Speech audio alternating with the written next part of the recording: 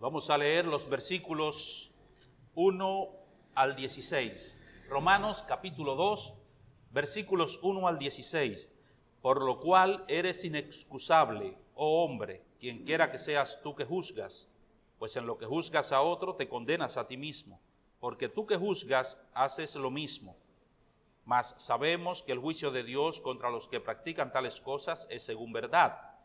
Y piensas esto, oh hombre, tú que juzgas a los que tal hacen y haces lo mismo, que tú escaparás del juicio de Dios. ¿O menosprecias las riquezas de su benignidad, paciencia y longanimidad, ignorando que su benignidad te guía al arrepentimiento? Pero por tu dureza y por tu corazón no arrepentido, atesoras para ti mismo ira para el día de la ira y de la revelación del justo juicio de Dios, el cual pagará a cada uno conforme a sus obras.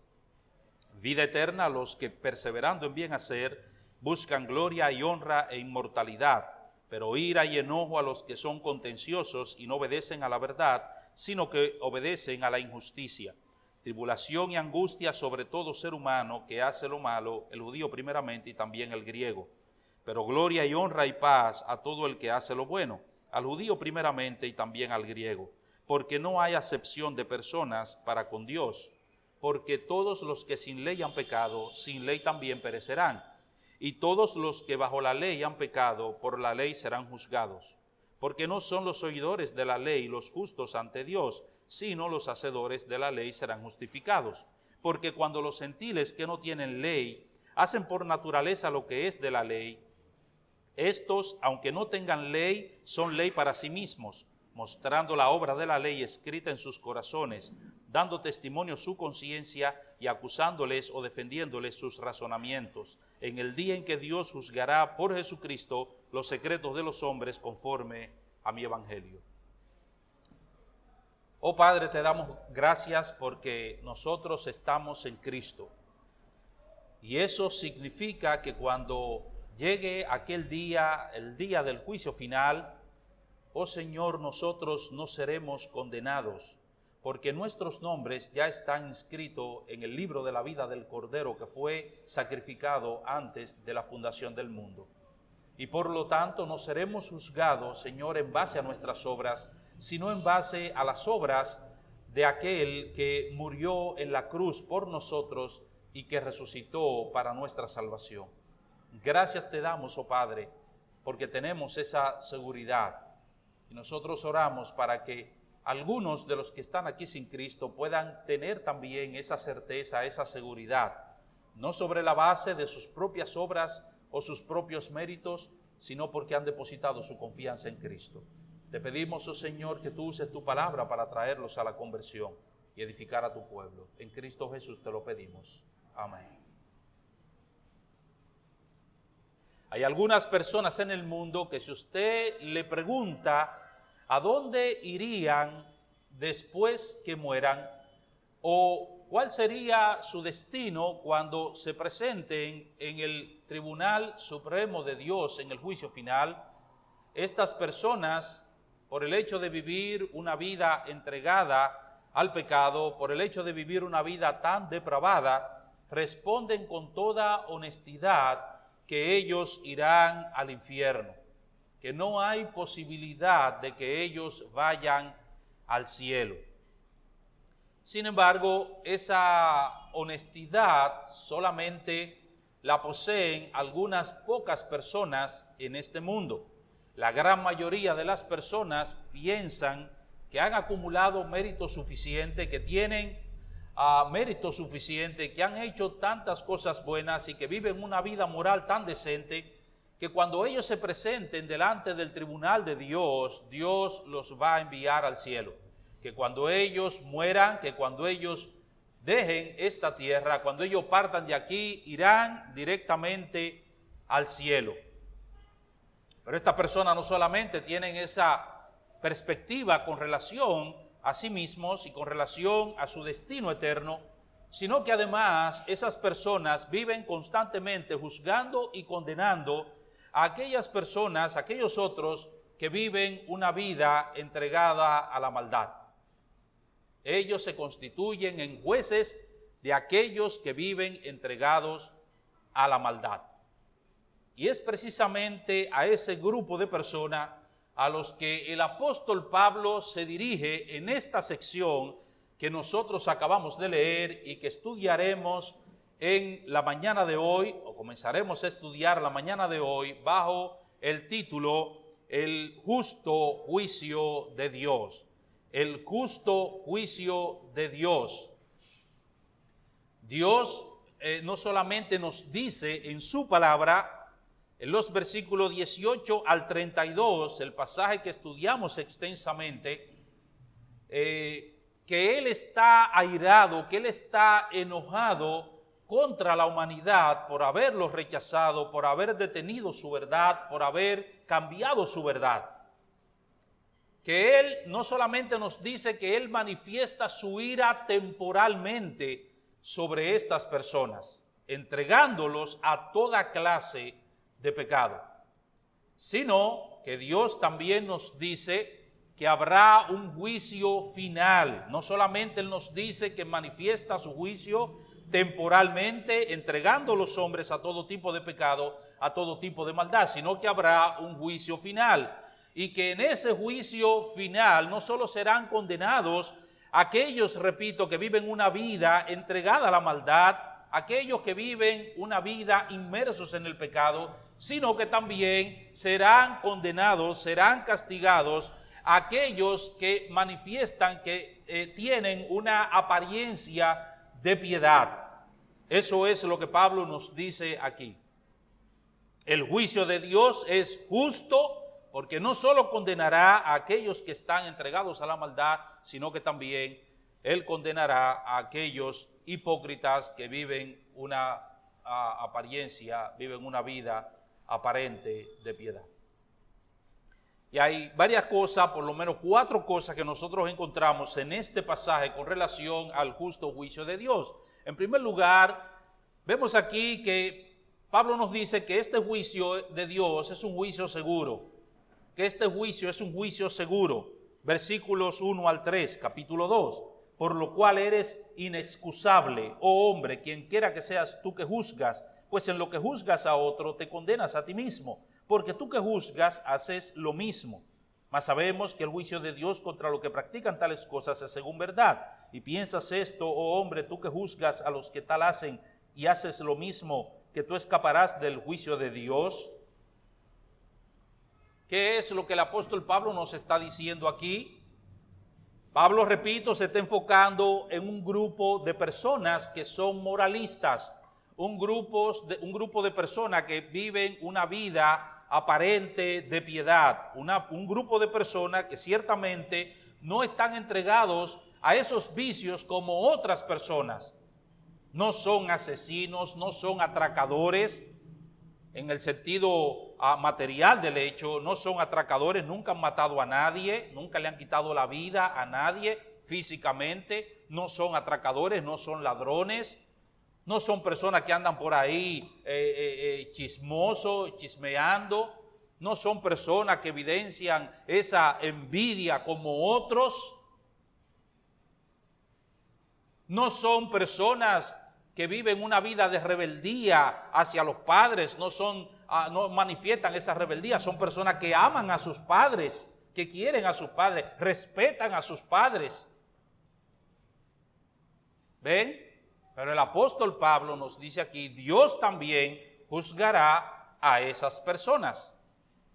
El juicio de Dios es seguro, seguro para todos. En ese sentido hay 3 cosas aquí. El juicio de Dios es tan seguro sobre los pecadores que no aceptará excusas de parte de ellos. No aceptará excusa de parte de ellos. Por lo cual eres inexcusable. Ese por lo cual parece como no tener relación con el pasaje anterior. Porque Pablo está describiendo personas que Dios los ha entregado a todo tipo de pecado. Y concluye el versículo 32 diciendo, quienes habiendo entendido el juicio de Dios, que los que practican tales cosas son dignos de muerte, no solo las hacen, sino que también se complacen con lo que la practican. Y ahora él dice, por lo cual eres inexcusable. Y probablemente lo que el apóstol Pablo está pensando en aquellas personas que se están frotando los dedos y están diciendo, sí, eso merecen el castigo. Eso merecen eso. Porque míralo cómo viven, merecen el juicio de Dios, merecen ser condenados. Y ahora el apóstol Pablo cambia de dirección y le dice, ajá, y tú piensas que tú vas a escapar del juicio de Dios. Tú eres inexcusable. En otras palabras, no puedes presentar argumentos delante de Dios en ese tribunal que te conviertan en una persona excusable delante de Dios. No puede presentar argumentos convincentes en ese tribunal que por lo cual Dios te absuelva en ese juicio. Así que a pesar de que estas personas condenan a aquellos que viven entregados a los distintos vicios descritos en los versículos 24 al 31 del capítulo 1 y se autojustifican presentando una aparente piedad, sin embargo estaban en la misma condenación por tener ellos los mismos pecados, aunque no lo manifiesten en el mismo grado ni de la misma manera. Pero sí son portadores del mismo pecado. Eso fue lo que Cristo les dijo a los moralistas de su tiempo. Mateo capítulo 7, versículos 1 al 4. Mateo capítulo 7, versículos 1 al 4. No juzguéis para que no seáis juzgados, porque con el juicio con que juzgáis seréis juzgados, y con la medida con que medís os será medido. ¿Y por qué miras la paja que está en el ojo de tu hermano y no echas de ver la viga que está en tu propio ojo? ¿O cómo dirás a tu hermano, déjame sacar la paja de tu ojo y he aquí la viga en el ojo tuyo?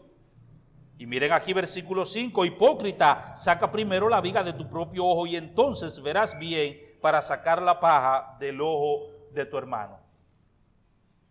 ¿Qué es lo que le está diciendo el Señor a estas personas? Precisamente lo mismo. Ellos viven constantemente apuntando con el dedo acusador a aquellos que viven entregados a una vida de pecado, a una vida licenciosa, a una vida de inmoralidad, pero nunca se miran a sí mismos, nunca miran su condición delante de Dios. Y por eso el Señor le dice aquí, no juzguen para que no sean juzgados. Voy a aclarar que el Señor no está diciendo aquí que el creyente no debe juzgar. Hay gente que interpreta mal este texto y lo usa mal. No me juzgue, que tú no eres quien para juzgarme. El único que puede juzgar es Dios. Y hay cristianos que yo lo he escuchado diciendo, yo no soy quien para juzgarte, porque la Biblia dice no juzguéis. No, no es eso lo que el Señor está diciendo. No es eso lo que el Señor está diciendo aquí.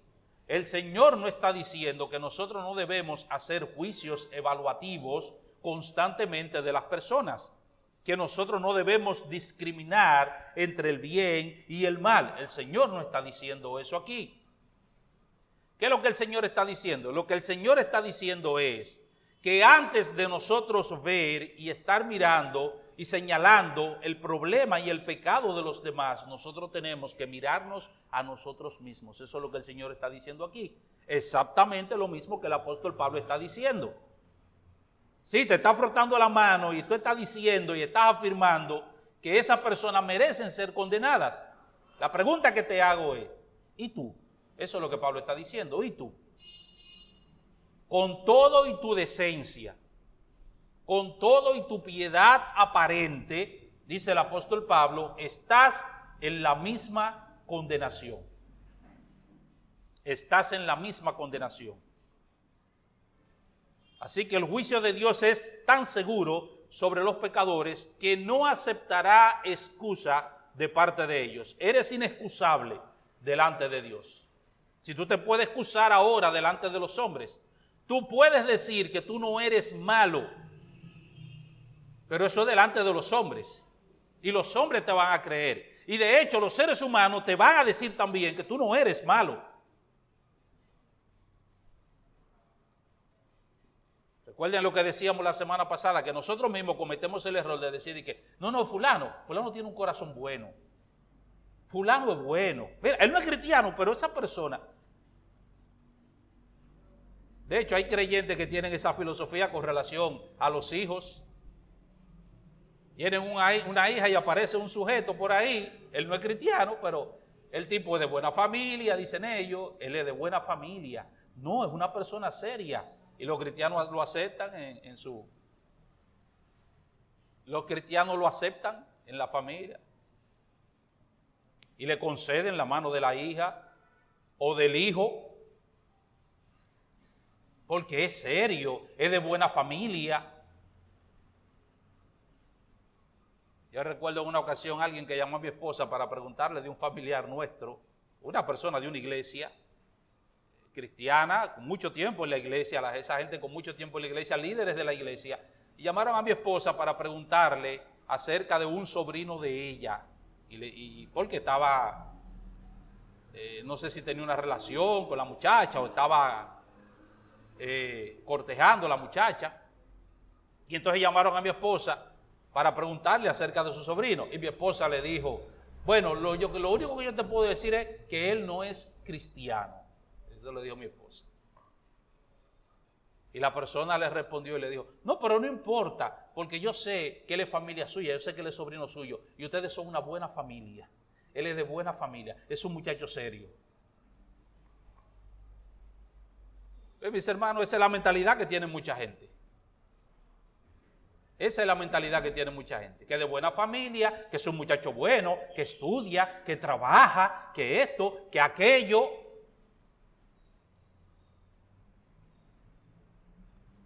Así que nosotros podemos evaluar y concluir que una persona es buena, que tiene un buen corazón, pero Dios dice, eso no sirve de nada. Cuando te presente delante de ese tribunal, no habrá excusa que valga. No tendrás argumento para convencer al juez de que tú eres inocente. No hay forma. En segundo lugar, el juicio de Dios es seguro porque descansa sobre la verdad de Dios. Versículo 2. Mas sabemos que el juicio de Dios contra los que practican tales cosas es según verdad. Muchas personas creen que no serán condenadas en el juicio final porque tienen un concepto equivocado de sí mismas.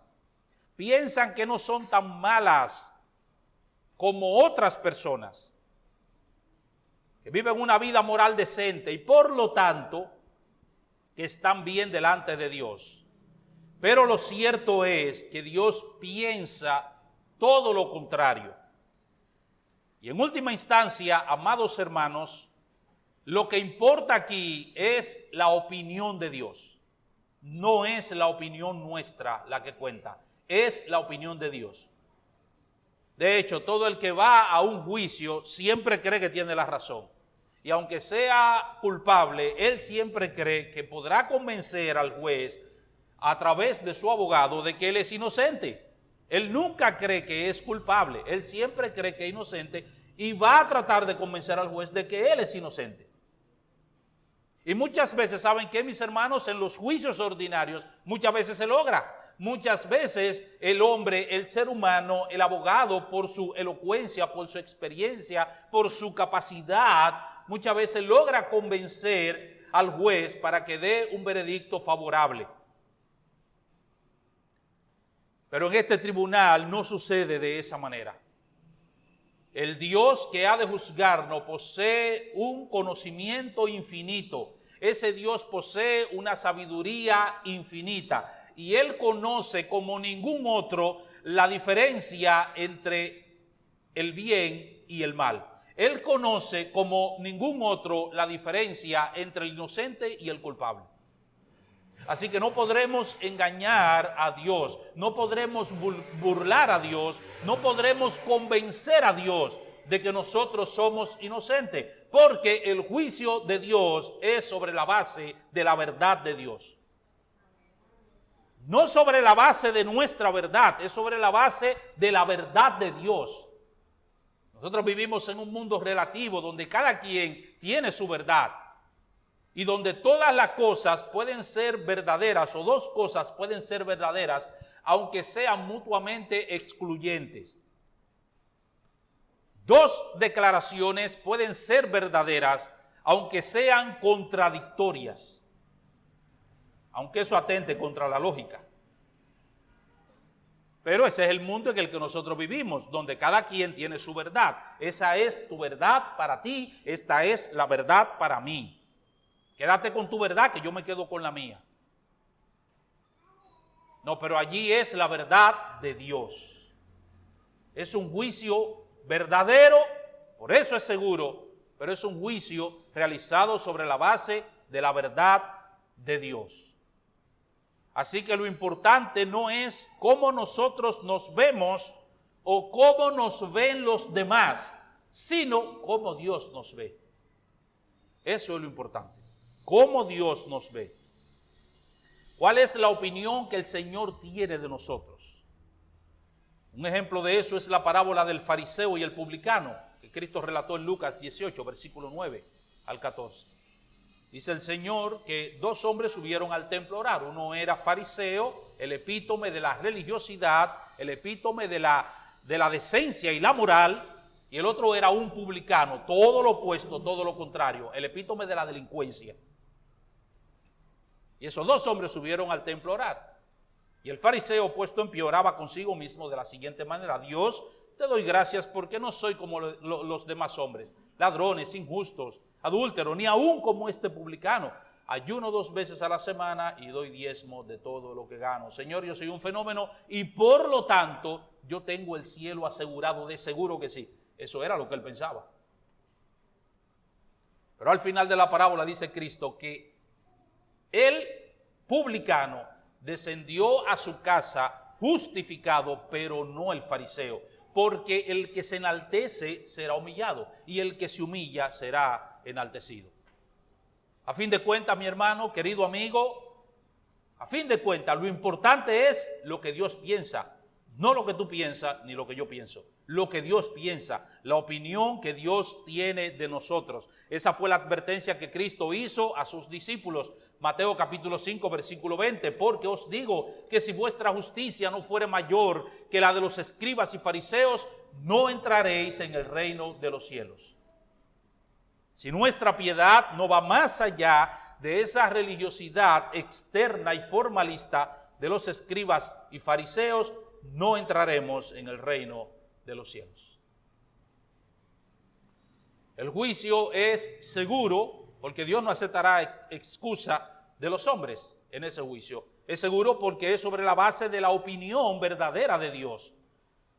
La certeza del juicio divino está evidenciada, en tercer lugar, en los mismos juicios que estos moralistas realizaban. Versículo 3. Y piensas esto, oh hombre, tú que juzgas a los que tal hacen y haces lo mismo, que tú escaparás del juicio de Dios. Si al juzgar las acciones de aquellos que vivían entregados a una vida de pecado, los moralistas concluían que ellos eran reos de condenación, ¿cómo podían ellos pensar que serían absueltos cuando el Dios 3 veces santo juzgara los pensamientos, las motivaciones, las palabras y las acciones de ellos? Eso es lo que Pablo nos está diciendo aquí en el versículo 3. Lo que Pablo está diciendo es, la pregunta más o menos que Pablo está haciendo es: ¿tú crees que esos, lo que Pablo está preguntando es, ¿tú crees que Adolfo Hitler merece ir al infierno? ¿Tú crees que sí? ¿Tú crees que Adolfo Hitler merece ir al infierno? Y el moralista te va a decir: oh, por supuesto que sí, ese tipo tiene que estar ardiendo ahora mismo allá, en el infierno.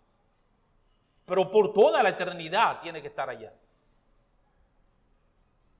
Y ahora Pablo le está diciendo: ¿y tú que haces lo mismo que Hitler, tú crees que tú vas a escapar del juicio de Dios? O sea, tu sentido de justicia testifica contra ti, eso es lo que le está diciendo. Tu propio sentido de justicia va a testificar contra ti en el juicio final. Pastor, pero usted no me puede comparar con Hitler porque yo no maté 6 millones de judíos.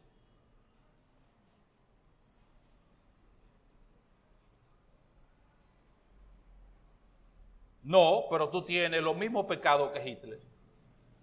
Ese es el punto. O el mismo pecado que Hitler. Tú tienes la misma inclinación asesina que Hitler. La misma inclinación asesina. Aunque nunca lo haya materializado, pero tienes la misma inclinación.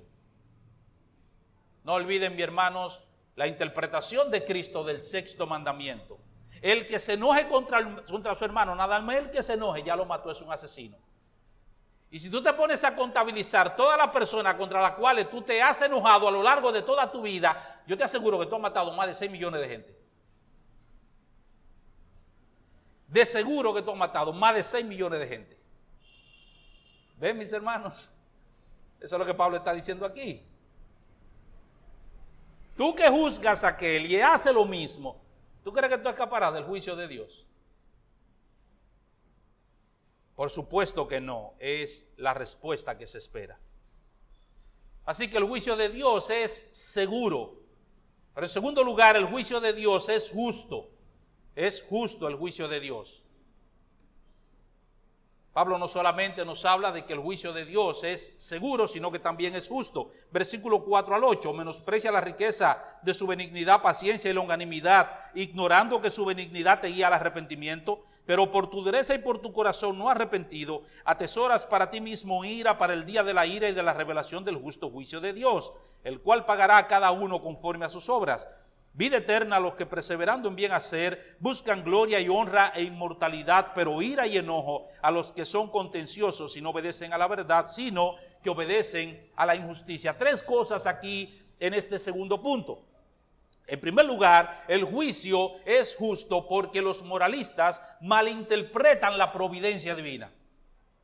¿Por qué el juicio es justo? Porque los moralistas malinterpretan la providencia divina.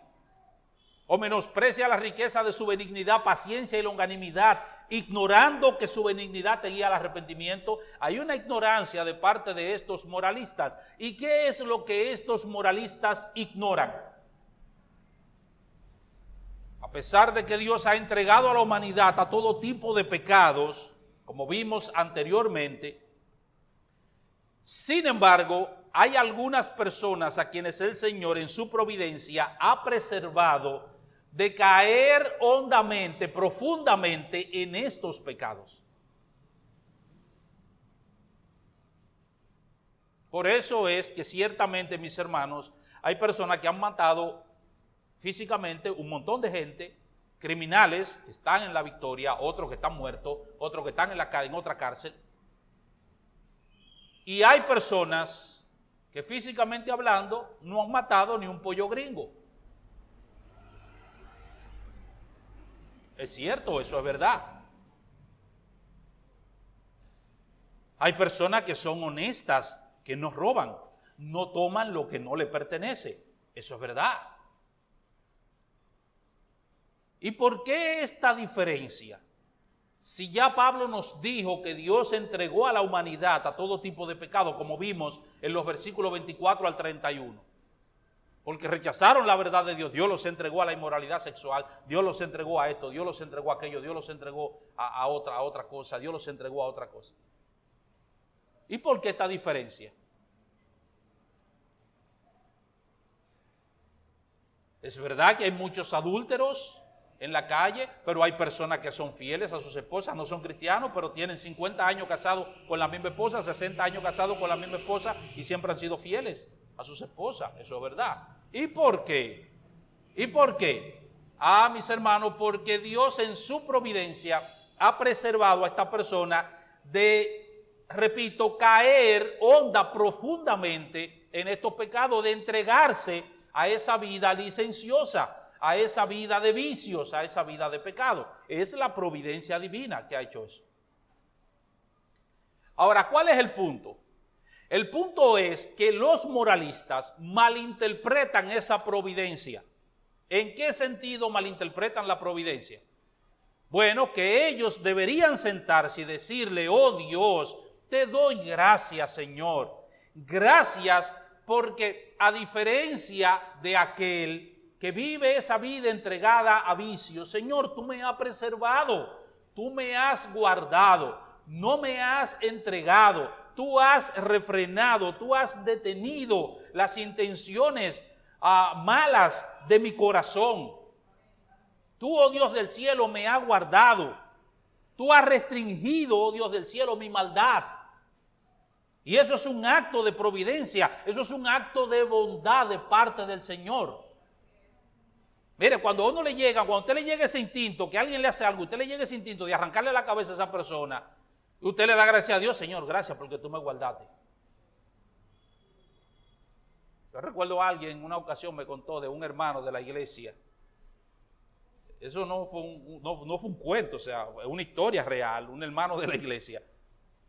Él iba en una guagua de esa del transporte público y entonces él le pidió parada, y usted sabe cómo son esas guaguas voladoras. La guagua lo llevó, el chofer se hizo el loco y se lo llevó y lo dejó lejísimo. Y cuando él se desmontó de la guagua, se tiró de la guagua y se agachó y agarró 2 peñones para romperle los cristales a la guagua. Y después que agarró los 2 peñones, lo bajó y le dijo, gracias Señor que soy cristiano. O sea, ¿quién detuvo la intención del corazón de esa persona? Y así le ha pasado a usted y me ha pasado a mí también. Que en un momento dado le ha llegado a usted la intención de arrancarle la cabeza a una persona y salir, y después te dice, el Espíritu Santo lo agarra y te dice, gracias Señor porque tú me guardaste de hacer eso, de cometer esa locura. Y así con muchísimas otras cosas. Pero ¿qué es lo que sucede, mi hermano? Que el moralista no se detiene a darle gracias a Dios, a honrar a Dios por eso. ¿Saben lo que hace el moralista? Que invierte el asunto. Y entonces lo que dice es que Dios tiene que salvarlo a él. ¿Sabe por qué? Porque él no es como los otros. Eso era lo que decía el fariseo.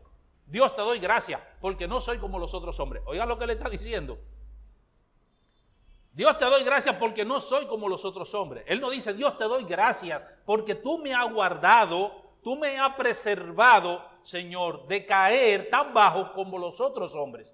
Él no son lo que le está diciendo. Lo que le está diciendo, Dios te doy gracias porque no soy como los otros hombres.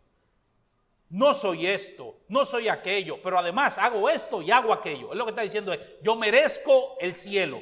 Y eso es lo que hace el moralista. Es la manera como el moralista interpreta el asunto. Y Pablo está diciendo, eso es un menosprecio a la bondad de Dios. Estás menospreciando la bondad de Dios. ¿Y saben cuál es el propósito para el cual Dios hace eso? ¿Saben para qué Dios restringe la maldad del corazón de algunas personas? ¿Saben para qué? Para guiarlos al arrepentimiento. Porque hay personas que caen tan bajo en su pecado que no se pueden levantar de ahí. Que no hay forma de que salgan de ahí. Hay personas que se lo dicen a usted. Y usted le predica y lo invita a la iglesia. Y hay gente que llora y dice, yo quisiera, pero es que mire, yo estoy metido en esto. Ustedes no lo ven, esa gente que está metido de lleno en las drogas, que tiene Dios que sacarlo, arrebatarlo de ahí, hacer un milagro prácticamente. Pero las personas no pueden, no son conducidas por esos actos providenciales de Dios.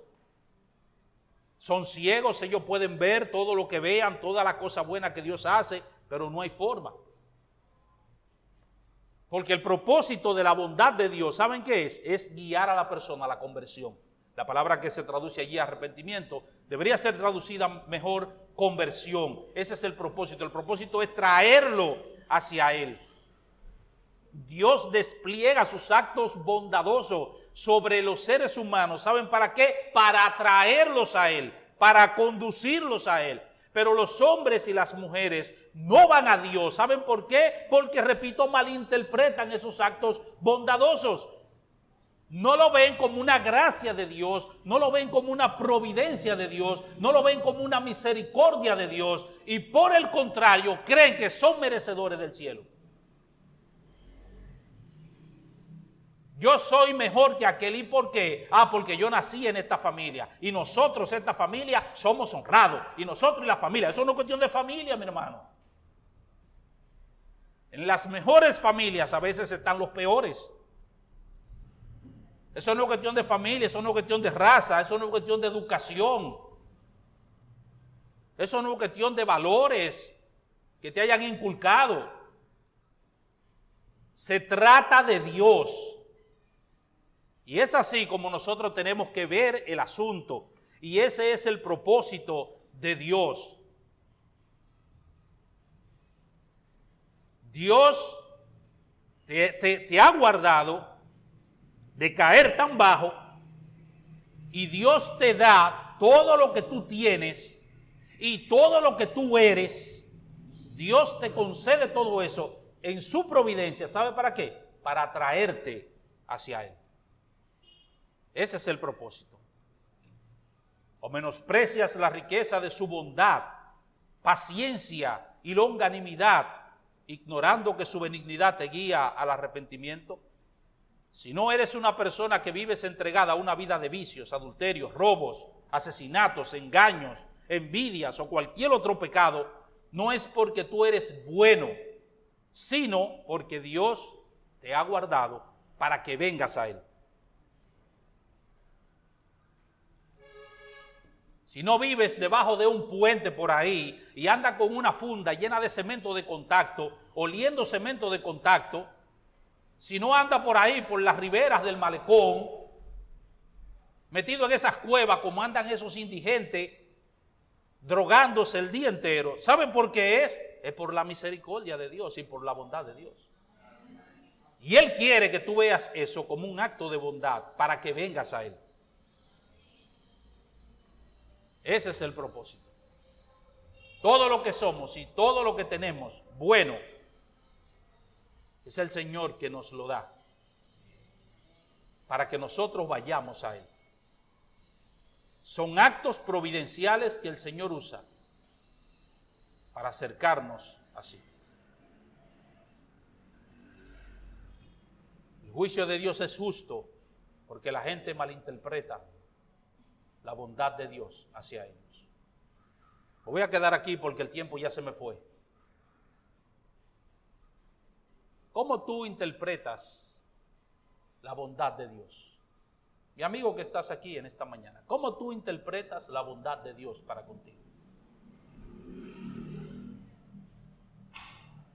Si tú eres más inteligente que otros, si tú perteneces a una familia que te educa y que te inculca los valores de Dios, si cada día cuando te levantas, tú tienes seguro en la despensa o en la nevera los alimentos que te vas a comer ese día, si tienes educación, si disfrutas de salud, del aire que Dios te brinda, de la naturaleza en la que Dios te ha puesto, ¿cómo tú interpretas esos actos de bondad?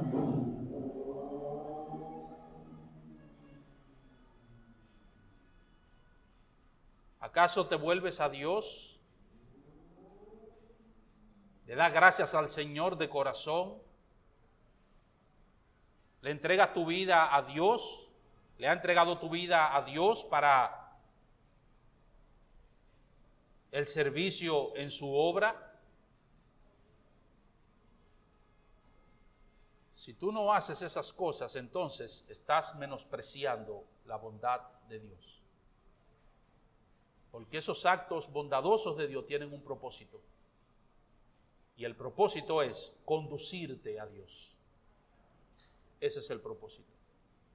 Si no has ido a Dios y si no vas a Dios en arrepentimiento y fe, si no vas a Cristo en arrepentimiento y fe, simplemente estás menospreciando esa bondad de Dios. Y créeme, Dios no va a pasar eso por alto. Dios no va a pasar eso por alto. Dios no es como nosotros, los padres. Muchas veces les damos muchas cosas buenas a los hijos y hacemos muchas cosas buenas por ellos y sacrificamos muchas cosas por ellos para que ellos correspondan de la misma manera, para guiarlo por el camino del bien, pero ellos cogen otra ruta y nosotros como quiera seguimos consintiéndolo. Mi hermano, Dios no es así. Mi amigo, Dios no es así. Si esa es la perspectiva que tú tienes de Dios, si esa es la percepción que tú tienes de Dios, déjame quitártela de tu cabeza, porque Dios no es así. Dios es generoso, bondadoso, pero Él quiere que tú aproveches su bondad para que te vuelvas a Él. Y si no te vuelves a Él, lo vas a lamentar por toda la eternidad. Ojalá que te vuelvas a Él, entre tanto que la bondad de Dios está sobre ti, entre tanto que Dios es bondadoso contigo y restringe la maldad de tu corazón para que no te